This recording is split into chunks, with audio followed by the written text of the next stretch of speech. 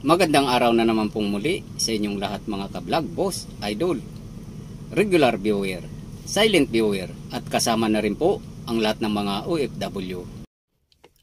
Ang gagawin ko po ngayon ay i-monitor ko po yung charging system po dito sa dashboard kasi ito pong dump truck na to ay malapit na pong bumiyahe at baka kasi itong charging system po niya or pagkarga po ng alternator sa battery ay baka kapusin po siya.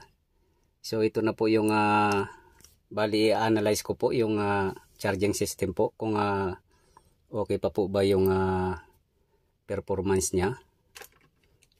So paandarin ko po.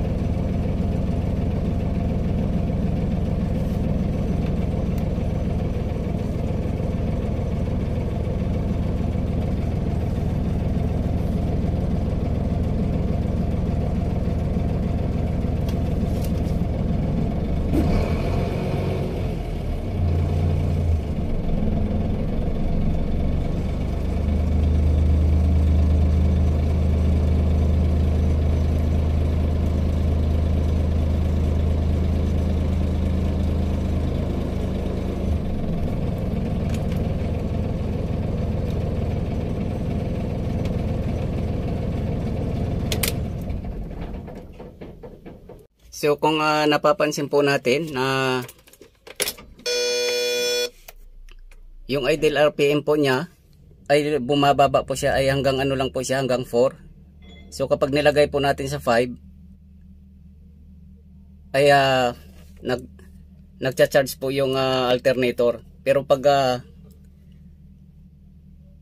umabot po ng 4 lang, hindi po kumakarga yung alternator. So ang problema po dito, mayroon po siyang problema, hindi po siya nagcha-charge, pero hindi po ano yun, hindi po sira yung alternator. Ang problema po ay masyadong mababa yung idle RPM po, yung revolution per minute po, na habang hindi ka nagre-revolution po, yung steady lang yung accelerator. So masyado pong mababa. So kailangan lang po siyang itaas, paangatin yung RPM niya para hindi maano yung alternator, para kumarga po siya. Ang problema po kasi dito, mababa po yung RPM niya. So ang gagawin lang po dito ay iaangat lang po natin yung RPM, mag-a-adjust po doon sa silinyador or doon sa injection pump. Mayroon po nga ina-adjust doon. So yun lang po ang gagawin para umabot po ng 5, kasi masyado pong mababa yung RPM niya. Kaya yung charging system po niya ay hindi po siya nakapag-charge ng maayos. So kailangan lang po siyang ipatasin yung RPM niya para hindi po magdi-discharge yung battery. So try po natin ulit. Kapag nag-red po, ibig sabihin hindi po siya nagcha-charge. Pag nawala po yung red po na yan, yung battery indicator, ibig sabihin nagcha-charge po siya. Yun po yung importante, na dapat mawala po yung pula na to, dahil kapag tumatakbo po tayo, mawawalan po tayo ng karga ng battery. Yun po ay hindi na po natin mapapandar yung makina natin. So kailangan po mawala po talaga yan. So paano po mawala yan? Kapag umaandar, dapat po itong RPM po or revolution per minute po ay dapat isi-set po dito sa 5 or pataas po ng konti. Maximum is 6. So dapat lang po iangat to para mawawala po yung red dito. Yun lang po yung gagawin dito. Try po natin ulit. Yan.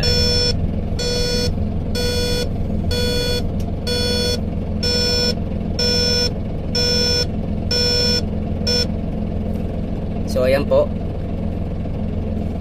At itong RPM po ay masyadong mababa. Kailangan po paangatin po ng konti, adjust po doon sa baba. Ayan, nawala na po yung red dito. So ganun lang po yung pag-analyze po ng charging system, para hindi po tayo mawawalan po ng charge ng battery. Hindi po nawawala yung karga ng battery. Dapat po laging nawawala yung indicator light dito na kulay red. So para maano po to, i-adjust lang po, hindi po sira yung alternator. Yan.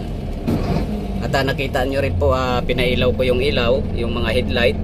At hindi naman po siya nadadaig po ng hindi naman po pumupula. Kapag pumula po kasi na pinailaw po natin lahat ng ilaw dito at pumula, ibig sabihin hindi po kaya ng alternator. Ibig sabihin may problema na po yung alternator. Pero nakita nyo naman po, tinry ko at hindi naman po pumula kanina. So ito lang po naging problema, yung idle RPM po. Kailangan na pong iangat. So hanggang dito na lang po ang video kong ito. Please like, subscribe na lang po and hit notification bell para sa susunod na mga video. God bless all po.